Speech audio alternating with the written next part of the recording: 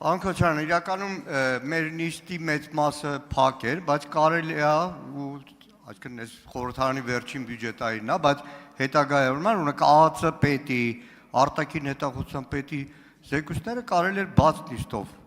ներկայացնել, հատկապես ԱԱՑ պետի հետ կապված ոչինչ չասեց, գրեթե ոչինչ չասեց։ Հիմա հարցս, որը քննարկվել է նաև հանձնաժողովում, տարբեր ԱԱՑ պետին հատկապես ուղղված հարցումներից, տարբեր գերատեսչություններ գրավոր հարցումներից հետո։ Ի սկզբանե, երբ որ 44-օրյա քննիչ հանձնաժողովը ձևավորվեց, մենք մեր դիրքորոշումն արտահայտեցինք, կասկածի տակ դրեցինք օբյեկտիվությունը, հասարակական վստահելիությունը եւ այլն։ Անցավ 3 տարի, հիմա հասկանում ենք, որ չկա, ինչ որ անորոշ բան է, բայց գաղտնի բաժնում դրված է մի թղթածրար, որտեղ կան խայտառակ արձանագրումներ, որ 18 թվականին բարձրագույն զինվորական պաշտոնի նշանակում է կատարել Նիկոլ Փաշինյանը խիստ կասկածելի հիմքով։ Կա արձանագրում, որ բարձրագույն զինվորական պաշտոնի եղել է մարդ, որը չի բացառում, որ այլ երկրի ազդեցության գործակալ է։ Կա արձանագրում, որ տասնյակ միլիոնավոր դոլարների ռազմական գնում է կատարվել հակառակ ձեր զգուշացումների Նիկոլ Փաշինյանին, բայց որևէ արդյունք չունի։ Կա արձանագրում, որ տասնյակ միլիոնավոր դոլարների հոբ համակարգ գնվել, որը անարդյունավետ է եղել, միակ դեպքն է, որ գլխավոր դատախազություն այդ ժամանակ գրություն եք ուղարկել, չկա հետևանք։ Ուզում հասկանամ, անկախ են բանից, այդ քննիչ հանձնաժողովի զեկույցը մտել է ուժի մեջ, չի մտել, բայց այդ ամեն ինչը գրած է ու դրած է ազգային ժողովում, լուծումը որն է, իրավապահները ոնց կարան այդ ուղղությամբ աշխատել։ Պարոն Մանուկյան, լուծումների մասին գոնե ես եւ դուք ունեցել ենք զրույցներ։ Լուծումը դա օրենքով նախատեսված ընթացակարգերն են։ Հիմա ժամկետի հետ կապված խնդիրը ինքներդ էլ իմ համար էլ շատ վիճահարույց է, որովհետեւ եթե ունենք նպատակ զեկույց ունենալու, մենք զեկույց ունենք։ Եվ այդ գաղափարից ելնելով քննիչ հանձնաժողովի որպես նախագահ զեկույց ուղարկել եմ ազգային ժողովի նախագահին, որից հետո ենթադրում եմ, որ այդ զեկույցը պետքա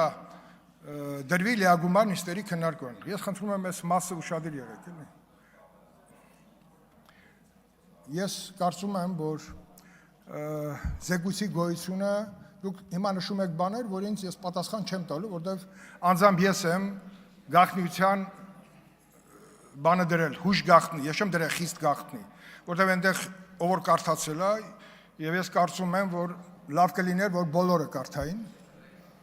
որտեղ այդ աշխատանքը հիմա գտնում առաջի բաժնում, բայց պարոն Մանուկյան, որպեսզի ձեր նշած կառույցներին դուք նամակը գրեք եւ ստանաք պատասխան, մենք հիմա կազմակերպել ենք ազգային ժողովի աշխատակազմի հետ, պարոն Առաքելյանի հետ, պայմանավորել ենք, որ այն ամբողջ 16000 էջից բաղկացած նյութերը պետքա տեղափոխվի առաջի բաժին, որից հետո պետքա որոշում կայացվի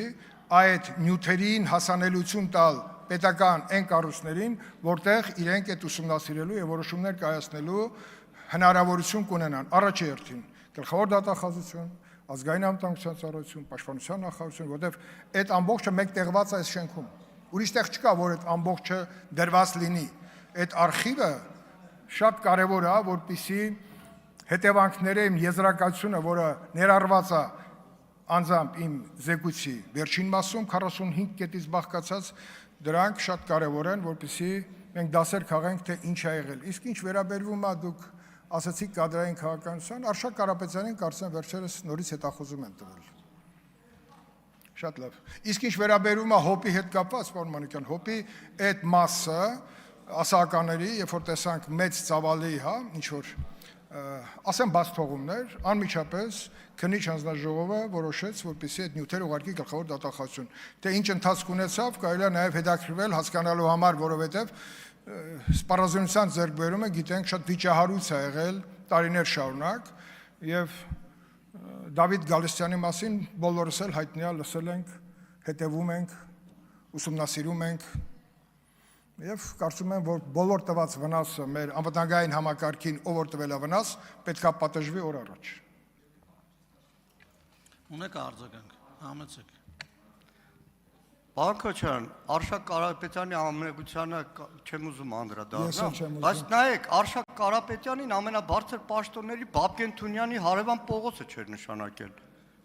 Բաբկեն Թունյանի կողքին էր նշանակել։ Այսինքն հիմա այնիչում որ մեղադրում են Արշակ Կարապետյանին, դրանից հետո Արշակ Կարապետյանին նշանակել են ավելի բարձր պաշտպանության նախարարի պաշտոնին։ Հիմա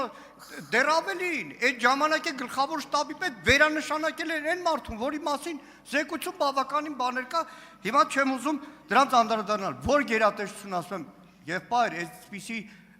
արձանագրումներ կա, ասում զեկույցը չենք ստացել։ Հիմա հասանելիությունը մեկ բան է, իսկ պարտադիր ուղարկելը մեկ բան։ Տիկին Սարգսյան, Քոչարյան Անդրանիկին չլսեք գաղտնալսումների հարցով եւ առողջ մրցակցության մեջ խնդրում եմ ԱԾ-ի հետ չմտնեք։ ԱԾ-ի գաղտնալսումները այսենց հայ ժողովրդին արդեն կերակրել են։ Հերիքա։ Խնդրում եմ դուք մնացած կարևոր գործերով զբաղվեք։ Ես մի հատ արձագանքեմ, եթե թույլ տաք։ Գաղտնալսումների մասին օրենք կան թումած։ Դուք ասում եք օրենք խախտենք։ Չեղա, պարոն Մանուկյան, դուք միշտ օրինապաշտ մարդ եք եղել, խեք այդպես բաներ անում։ Չի կարելի այդպես։ Բարբերաբար։ Տիկին Սարգսյան, շարժում ենք օրենքով եւ ֆինանսների նախարարին ես կխնդրեմ, որպեսզի աջակցի այս խնդրի լուծմանը։ Պարոն Օսյան, սա շատ կարևոր խնդիր է։ Մեր աչքը ջուր լցվեց, պետք է տեսնենք սա։ Շատ լավ։ Պարոն Մանուկյան, դուք շատ լավ գիտեք, որ պաշտպանական գերատեսչության ձևավորման փուլում մենք կադրերի խիստ պակասի պայմաններում